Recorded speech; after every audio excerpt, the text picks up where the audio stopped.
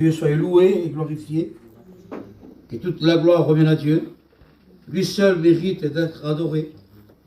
C'est vrai, il est là, mais on ne le voit pas. Le vent, on ne sait pas d'où il vient ni où il va. Mais quand il y a le vent, on le sent. Amen. Dieu, on ne le voit pas, mais on le sent. Amen. Un homme de Dieu a dit, Dieu comme un sucre. Mais qu'est-ce qu'il dit cet homme? Le sucre, vous le mettez dans le café, on le remue, il disparaît. Mais quand on le boit, il y a le goût. Il y a le goût. Quand une vie reçoit Jésus dans son cœur, il y a le goût de vivre. Et toutes choses sont devenues anciennes et toutes choses sont devenues nouvelles. Plus de condamnation pour ceux qui sont en Christ. Nous sommes devenus des nouvelles créatures. Dieu dit, je ôte le cœur de pierre et je mets un cœur de chair. Un cœur pour aimer Dieu. Un cœur pour adorer Dieu. Un cœur pour pardonner ceux qui nous persécutent. Jésus a dit, aimez-vous les uns et les autres. Et à cela, on verra que vous êtes mes enfants. On ne peut pas aimer Dieu qu'on ne voit pas. Et de ne pas aimer son frère qu'on le voit. C'est impossible. Si nous aimons Dieu, nous aimons aussi nos frères. Et même s'ils nous persécutent, même s'ils parlent mal de nous, un conseil que je vous donne, parlez bien de lui à ceux que lui vous a parlé mal de vous. Vous allez voir les choses comment être différentes. Vous allez voir comment que les choses, Dieu va créer des nouvelles situations. Ah, il était cet homme, plus je parle mal de lui, et lui il parle bien de moi de partout là où il va. Qui c'est de le gagnant, lui ou moi? Je ne le fais pas pour rester bien. Je le fais parce que Jésus m'a pardonné. Amen. Et s'il n'y a pas de pardon, il y a le trouble dans mon cœur. La rancune nous ronge. La rancune nous fait du mal. La rancune nous ferme le ciel. Mais le pardon de Dieu nous ouvre le ciel. Amen. La rancune nous fait mal dormir. Dit qu'on va prendre le sommeil, si nous pensons à celui qui nous fait du mal, et que nous haïssons, nuit blanche. On ne dort pas bien. La paix, elle disparaît. Mais quand nous pardonnons, nous avons la paix de Dieu. La conscience est tranquille. Il est bon. La prière de notre Père. Seigneur, pardonne-nous, comme nous pardonnons à ceux qui nous offensent. C'est l'enseignement de Jésus. Un chrétien ne peut pas vivre sans pardonner. Amen. Si toi, tu ne veux pas me parler à moi, si toi, tu me fais du mal à moi, et que moi, je viens vers toi, et que je te parle, et que toi, tu m'haïs, tu me rejettes, moi, je suis plus redevable devant Dieu. Je ne viendrai pas en jugement à cause de cela. Parce que moi, je me suis abaissé. Et pourtant, c'est moi qui ai raison. Et c'est moi, plutôt toi, que tu devrais venir me demander pardon à moi.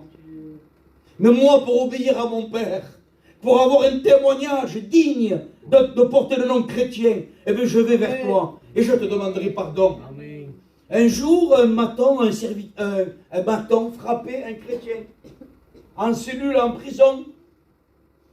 Et à chaque fois qu'il voyait ce chrétien, ce surveillant frappait ce chrétien. Alors un jour, ce chrétien, quand il le voit, il dit, monsieur le surveillant, je vous demande pardon. Et le surveillant, il va dire, mais pourquoi tu demandes pardon? Pardon parce que je vous ai énervé. Et pourtant, c'est lui qui t'est frappé. Ce surveillant, il s'en va, et il dit à ses copains, mais celui-là, là, il me prend pour un fou, quoi. C'est moi qui le frappe, et c'est lui qui me demande pardon à moi. Il me demande des excuses, parce qu'il dit que c'est à cause de lui que moi je m'énerve. Ce prisonnier a prié, et ce surveillant est devenu un chrétien. Amen. Regardez, Regarde un peu la différence qu'il y a. Quand un chrétien est amour, quand un chrétien pardonne. La parole de Dieu nous dit que celui qui s'abaisse, je le relèverai. Mais celui qui va être élevé, Dieu le rabaisse. Mes frères et mes sœurs, un homme de Dieu a dit, un chrétien ou un serviteur de Dieu, c'est un paillasson, un tapis devant la porte, que tout le monde s'essuie ses pieds sur lui. Oui, on a craché au visage de Jésus. On lui a donné des coups de poing, on l'a couronné d'épines. On lui a transpercé son cœur, on lui a transpercé ses mains, on lui a percé ses pieds. On l'a fouetté, labouré son dos avec un fouet. Et il n'a jamais, il a dérobé le visage à celui qui le frappait. Quel modèle, quel exemple. Amen. Et nous, parce que des fois, pour un petit pic, je ne vais plus à l'assemblée. Je tombe à cause de lui. C'est faux. Si nous sommes dans le creux de la main de Dieu, la Bible dira que personne ne pourra nous ravir. Ça sera la famine, ça sera la peste, ça sera les tribulations. Est-ce que ça sera nos femmes, notre mari, nos enfants, notre belle-fille, notre gendre? Qui pourra nous ravir dans la main de Dieu? Personne. Ni la famine, ni la maladie. Pardonnez-moi, je parle pour moi. Cancéreux du pied jusqu'à la tête. Vivre sous un pont avec un bout de pain sec. Si j'ai la présence de Dieu dans mon cœur, personne ne pourra me faire bouger. L'homme de Dieu, Tarzan, me disait, dans les années 80, j'avais pas un euro, j'avais une vieille 4L, j'allais à Coluche, chercher à manger, et j'étais avec le frère Faute, et ce jour-là à table avec le pasteur Tarzan. Il me disait à nous, ne cherchez pas le pupitre, allez dans les rues, allez dans les maisons, prêchez l'évangile à tout le monde. Amen. Occasion favorable ou pas, insistez. N'insistez pas en mot des estrades.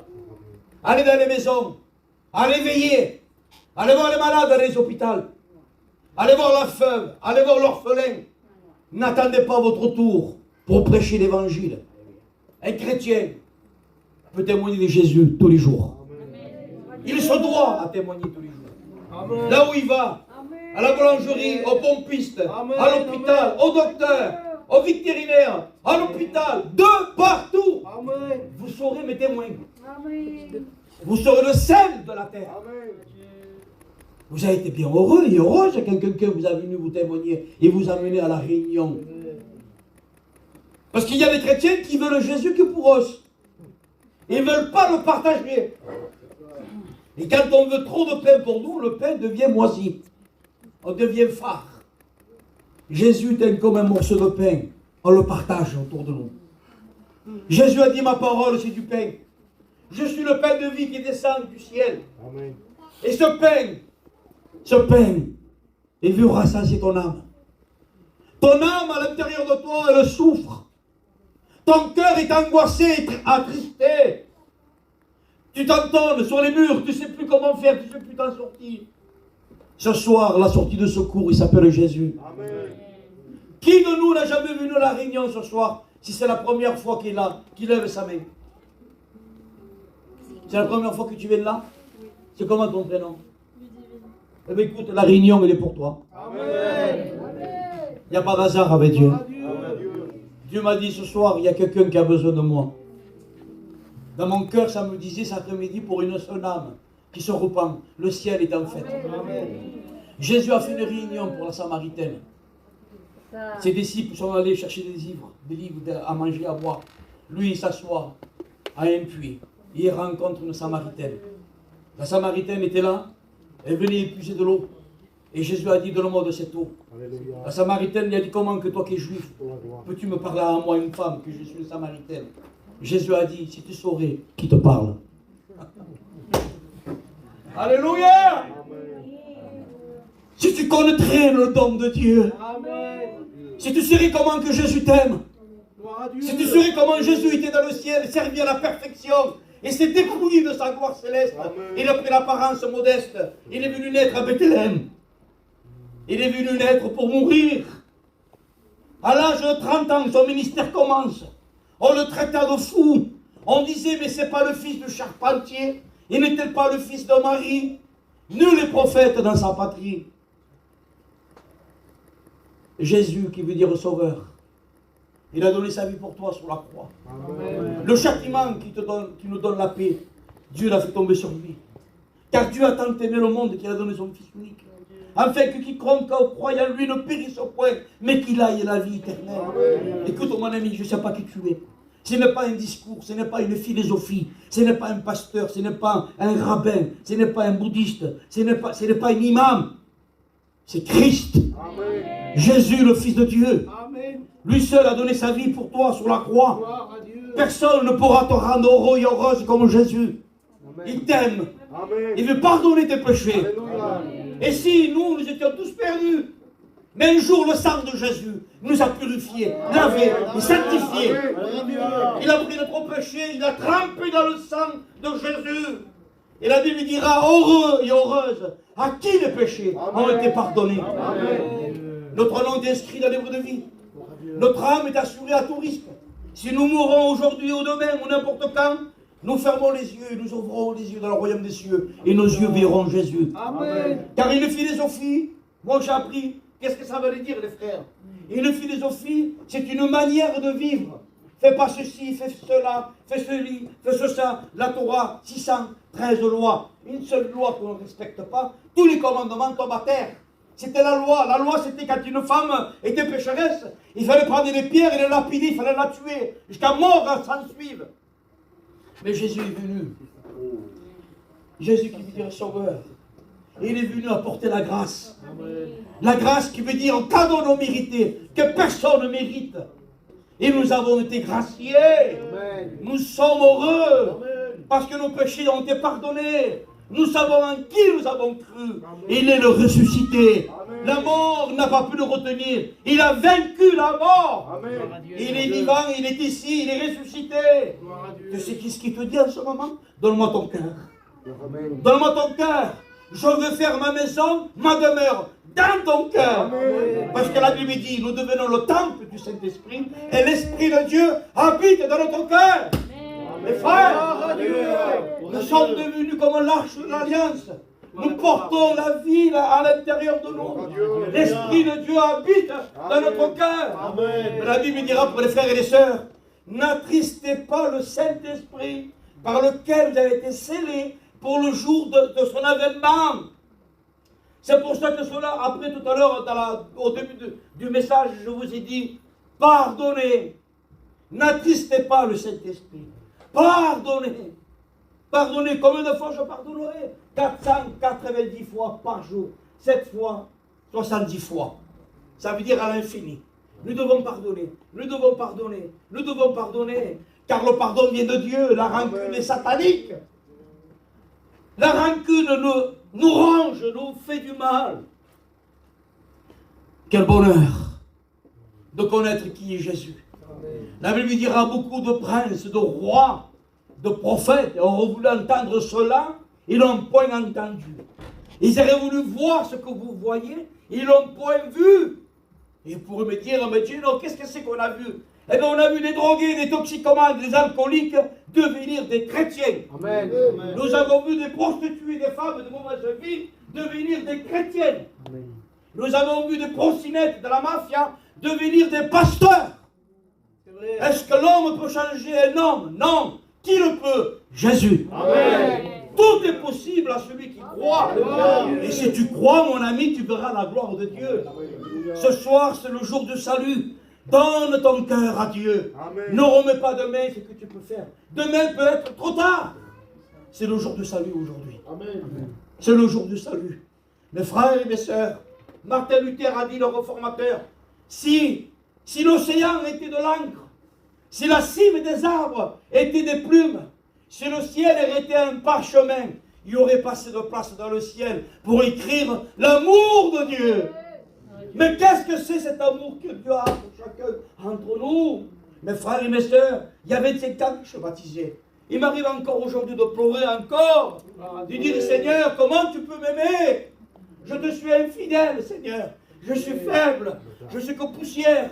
Je suis que vanité. Pourquoi Dieu, tu m'aimes? Et la voix se fait ressentir dans mon cœur. Parce que tu es mon fils. Le Saint-Esprit nous révèle que nous sommes fils de Dieu. Nous avons été scellés. Nous avons été gravés par le Saint-Esprit sur la table de notre cœur. Alléluia. Vous savez, un matelot, quelqu'un qui va dans un navire et qu'une tempête se lève, le véritable matelot, on le verra, vous savez quand est-ce, le véritable marin, quand il y aura la tempête. Un jour, Jésus dormait sur une barque et la mer était agitée. Les disciples qui étaient là, qui avaient l'habitude et qui avaient déjà essuyé d'autres tempêtes, ils vont dire, maître, maître, ne t'inquiète plus, pas, nous allons mourir. Jésus se lève. Il menace le vent et la mer. Les disciples sont saisis d'une grande frayeur. Ils vont dire entre eux, mais qui est cet homme qui dit au vent et à la mer? Quel est cet homme? Il ordonne que le soleil s'éteigne et le soleil ne brillera plus. Il ordonne que le ciel se ferme et il n'y aura plus de pluie. Il ordonne que le toxicomane soit libéré et le toxicomane il est libéré. Il ordonne que le mort se lève et le mort se lève. Amen. Mais le plus grand de tous les miracles, c'est la nouvelle naissance. Je voudrais dire une parole de Dieu avec vous. Amen. Je ne sais pas l'heure qu'il est. Que Dieu soit béni. Laissez mon frère, j'ai entendu. En vérité, je vous le dis, si le grain de blé qui est tombé à terre, s'il ne meurt et qu'il reste seul, mais s'il meurt, il portera de fruits. S'il meurt, il portera beaucoup de fruits. Vous savez, en Israël, nous sommes allés, quel voyage, Seigneur béni, avec Marc, le frère Périco. Ah, Seigneur, quelle grâce, il y avait Peter, un homme aveugle, un homme qui disait, Seigneur, si tu dois me guérir, si tu me donnes la vue, et que je dois te quitter, alors laisse-moi aveugle. Son frère est venu vers moi, il dit, écoute-moi, il m'a dit, il y a 20 ans qu'on vient ici. Jamais on a été autant béni que ça. Et là-bas, mes frères et mes sœurs, en Israël, il y a beaucoup de jardiniers qui labourent la terre. Donc Jésus va prendre de leur métier qu'ils sont en train de pratiquer. Quand Jésus dit, je suis le bon berger dans Jean 10, et le bon berger donne sa vie pour son troupeau. Parce qu'en Israël, il y avait beaucoup de bergers, et qui s'occupaient des troupeaux, des moutons, des brebis, des agneaux. Donc ils prenaient le travail qu'eux, ils étaient en train de pratiquer pour mieux leur faire comprendre la parole. Quand ils parlent, je suis le vigneron, parce qu'en Israël aussi, il y avait des vignerons. Donc ils prennent chaque fois un métier qu'eux sont en train de pratiquer pour mieux leur faire comprendre la parole. Quelle intelligence! Quelle intelligence, Seigneur! Homme de Dieu, la parole de Dieu dira, nul homme a parlé comme cet homme. Les disciples vont dire, Seigneur, tu as les paroles de la vie éternelle. Où irons-nous loin de toi? On l'appellera le conseiller admirable, le prince de la paix. Personne ne pourra mieux le conseiller que Jésus. Il y a 15 ans de soir en arrière, un monsieur, un père a perdu son enfant de 7 ans. Je voulais lui parler. Mais qu'est-ce que vous voulez que je vous dise, Seigneur? Il enterre son enfant de 7 ans, il pleure. Il était même un rebelle quand le pasteur a prêché dans le cimetière. 15 ans après, sans savoir qui c'est lui. Mais moi, dans mon cœur, je disais, Seigneur, je voudrais lui parler de toi, Jésus. Oh, Seigneur, donne-moi-le tout seul dans un coin, Seigneur, et ce ne soit pas moi qui parle, mais que ce soit que toi qui parles. Parce que Jésus a dit, ne vous inquiétez pas de ce que vous direz. Au moment voulu, c'est moi-même qui parlerai à travers vous. Amen. 15 ans après, il me téléphone. Mais moi, je ne sais même pas qui c'était lui. Il m'attend dans un endroit. Et moi, quand je le vois, lui, je ne le reconnais même pas. Je fais carrément. Mais yo, mon ami. Non, c'est moi que je tombe en panne. Dépanne-moi. On va chez lui. Il me dit, rentre, on va boire un café. On va boire une bouteille d'eau. Quand je le regarde, là, je le reconnais. Et j'ai dit, mais toi, t'es arrivé à malheur, il y a un moment en arrière. Il m'a dit, oui, j'ai perdu mon enfant de 7 ans. Et là, il commence à me dire, je ne vis plus. Je suis stressé. Je n'en peux plus. C'est un calvaire. Je ne peux pas passer une heure ni une minute sans penser à lui. Tu te rends compte de ce qui m'arrive, un enfant de 7 ans, il est parti. Je dis, écoute, mon ami, Il y a 15 ans de ça. Il me dit, oui, il y a 15 ans de ça. Je veux te dire ce que je demandais à Dieu. J'ai dit, Seigneur, donne-moi-le un jour, tout seul, et que je puisse y parler. Et il me dit, je ne crois pas en Dieu. Mais Dieu, je crois qu'il t'a exaucé. Et je commence à lui parler. Comment que Jésus est né. Comment il a grandi. Comment il s'est sacrifié. Comment il est ressuscité. Combien il a changé ma vie. À combien il a changé d'autres personnes. Cet homme a été brisé sur sa chaise. Il me dit, écoute, écoute. Il me dit, on m'a parlé plusieurs fois. Mais on ne m'a jamais parlé comme ça. Amen. Il faut avoir l'approbation de Dieu. Il faut que la main de Dieu nous conduise. Il faut que l'Esprit de Dieu déborde dans notre cœur. Il faut passer du temps à genoux devant lui. Il faut se nourrir de la parole de Dieu. Que tout se casse, que tout aille mal, qu'il y ait le deuil, qu'il y ait la famine, qu'il y ait l'abondance. Ne quitte pas Jésus. Marche, marche. Ne te fais pas comme la femme de l'autre, ne te regarde pas en arrière. Tu es capable de devenir comme une statue de sel. N'oublie pas les bienfaits de Dieu. Rappelle-toi comment que Dieu t'a enlevé des ténèbres. Rappelle-toi quand Jésus t'a purifié de ton péché. La joie du salut se manifestait dans ton cœur. Tu étais même capable de marcher sur la mer. Qu'est-ce qui s'est-il passé? Qu'est-ce qu'il y a eu? Jésus a dit, trouverai-je la foi qu'à lorsque je reviendrai? Un peu d'assoupissement, un peu d'approcher les bras. Une grande bruit ne peut nous surprendre. Je suis fatigué, je reste à la maison. J'irai à la réunion la prochaine fois. Et encore une autre fois, un autre jour. La prochaine réunion, j'irai. Et dimanche matin, j'ai mal à la tête, j'ai mal à l'orteil. J'y vais pas, j'irai dans l'autre culte. Et au dimanche, ils se frottent les mains. Une réunion, 2 réunions, 3 réunions, 4 réunions. Je ne veux plus prier avec mes soeurs. Je ne veux plus au jeûne avec mes frères. Je m'éloigne, je ne fais rien de mal. Je fais mon manger. Je prie avec mon fouloir. Je lis avec ma Bible. Faux! Si on s'éloigne de la bergerie, le loup va venir, il va te mordre, te tuer. Il va même t'égorger. Il a juré la perte de chacun d'entre nous. Ne t'éloigne pas du bercail. Reste dans la bergerie. Amen. Reste avec les frères. Amen. Ne t'éloigne pas. Amen. 40 de fièvre. Je viens quand même. Est-ce qu'on fait vite, nous? Ah, qu'est-ce qu'on fait vite? Il y a quelques semaines, 40 de fièvre, 42, on y va. Il y a un repas. Ah, je le sais, l'église est pleine. Il y a le chef, il y a plein de gousses. Nous aussi, on le vit à Monteburo. C'est vrai. Et ce qu'à Monteburo vivent, c'est toutes les églises vivent pareil. Nous sommes tous dans la même enseigne. Un peu d'accroiser les bras et une grande bruit ne peut nous surprendre. Mais quand on tombe à genoux, quand on le cherche dans ton cœur, quand on implore, quand on vient au pied de Jésus, au bout de 5, 10 minutes, 15 minutes, 20 minutes, là nous chantons ce cantique. Je ne partirai pas de ce lieu sans que tu m'ailles pas béni. Il faut persévérer dans la prière. Je ne sais pas quoi dire. Mais prie pour tes voisins, prie pour tes enfants, prie pour la famille, prie pour toutes les églises. Vas-y, fais rentrer du monde dans la prière et tu verras. Plus tu pries, plus tu as envie de prier.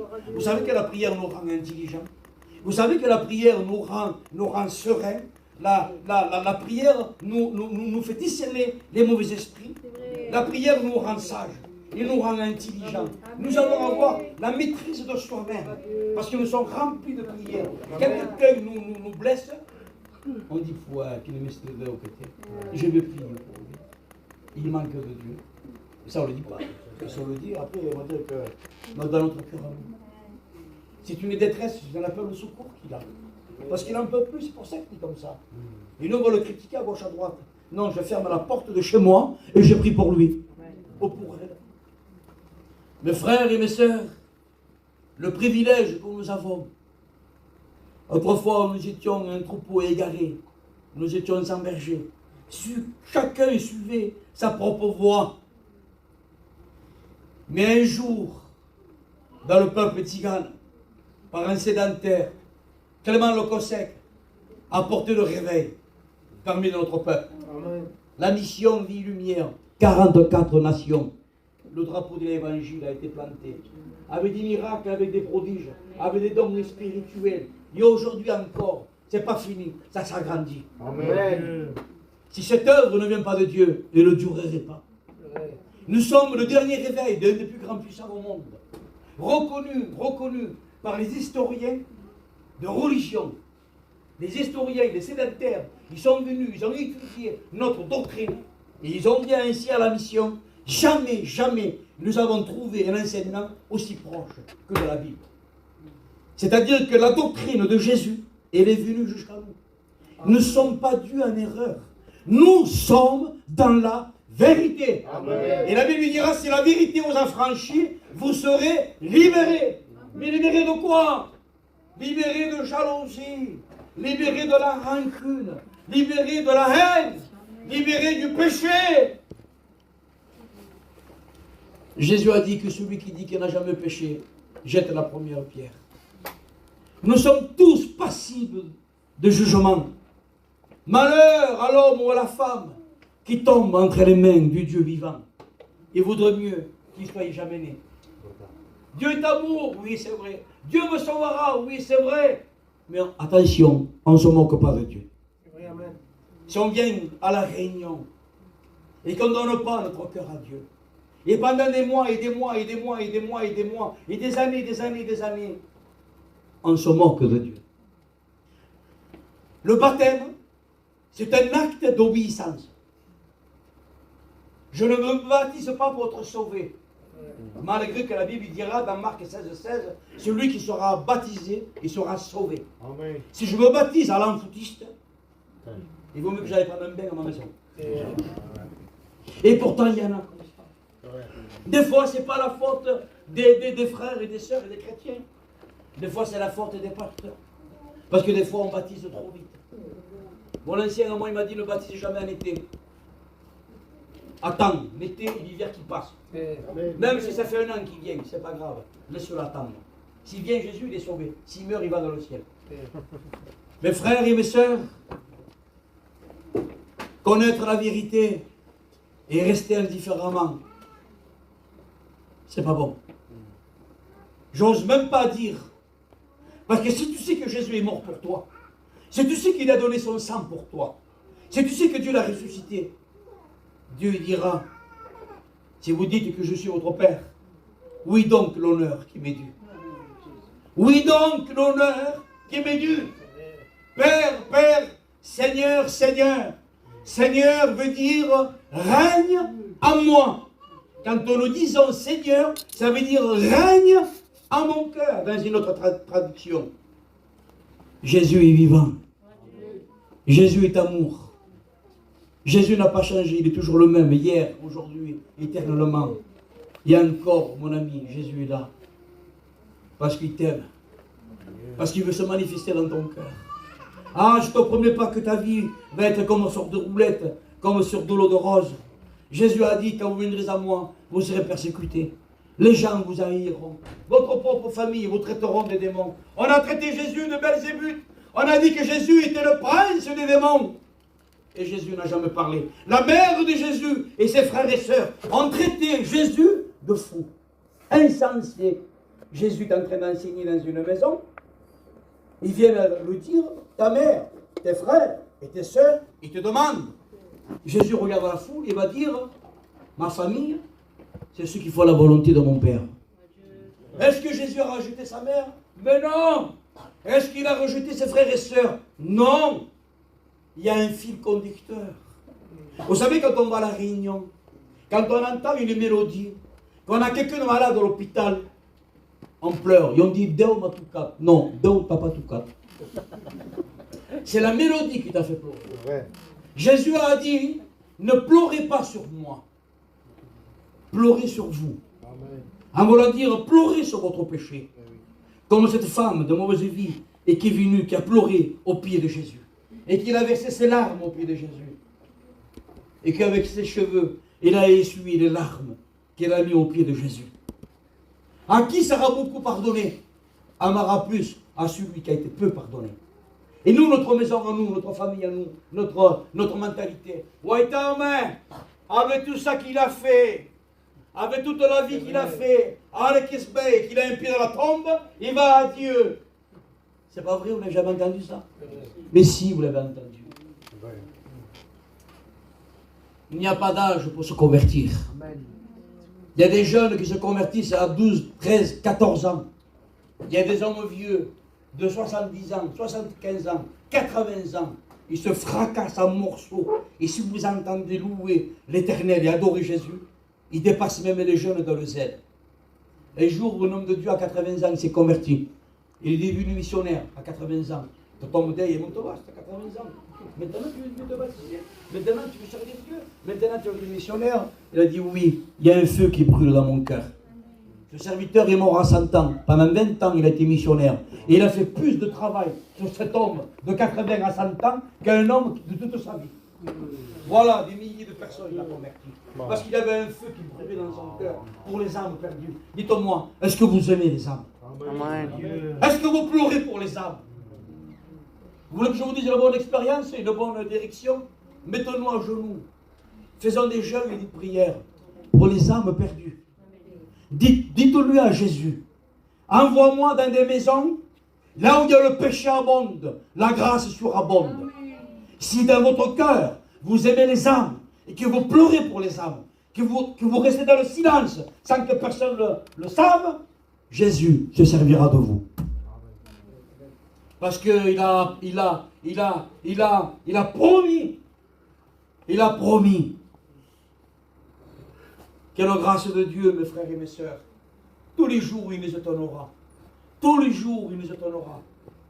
Mes frères et mes sœurs, tous les matins que je me réveille, j'ai dit Seigneur, tu n'es pas encore venu. Seigneur, donne-nous encore un peu de temps. Laisse-nous encore gagner des âmes. Amen. Donne-nous à les attirer à toi. Envoie-nous vers eux. Donne-nous à les amener à l'église. Donne-nous à les chercher. Donne-nous à les raccompagner. Donne-nous à sauver des âmes, Seigneur. Nous voulons travailler tant qu'il fait jour. Parce que les ténèbres arrivent. Un jour, je finirai avec cela. Un jour, au début de ma conversion, j'ai vu un grand nuage arriver noir dans le ciel. C'était horrible, avec crainte, avec peur. C'était même diabolique. Et de l'autre côté, il y avait des colombes, des milliers de colombes. C'était beau, c'était blanc, blanc comme la neige. Et nous savons que les chrétiens, la colombe veut dire le symbole du Saint-Esprit. Et quand il y a eu ces ténèbres qui se sont rapprochées, les milliers de colombes qu'il y avait là, ils se sont tous envolés. Et j'étais en bas de chez moi, avec un remords, avec un cri de détresse. Je disais dans mon cœur, les alléluia, les chrétiens avaient raison. Maintenant, ils sont tous partis. Tous les chrétiens sont partis. Et dans mon songe, je faisais toutes les maisons des chrétiens. Et tous étaient partis. Je courais d'une assemblée, d'une église à l'autre. J'allais dans les maisons des serviteurs. Tous étaient partis. Et une voix s'est fait entendre dans mon cœur. Il me disait, trop tard. Trop tard. Il fallait. Tu savais. Je me suis réveillé d'un bond, j'ai mis mon blouson. Ma femme, où tu vas? C'est 4 h du matin. Je m'en vais en bas. Je vais appeler à tout le monde. Je veux dire tout le monde que Jésus revient. Il y a 25 ans, tous les jours je fais ça. Tous les jours, nous proclamons la victoire. Nous proclamons la liberté. Nous proclamons la vérité. Que Christ est mort pour nos péchés. Christ est vivant pour notre résurrection. Mes frères et mes sœurs, je n'irai pas plus loin. Moi, je ne sais pas préparer un message. Je me laisse parler par l'abondance du cœur. Et je me laisse conduire par le Saint-Esprit. Mais je sais que Dieu a parlé dans un cœur. Nous prions ensemble, alléluia. Nous fermons nos yeux.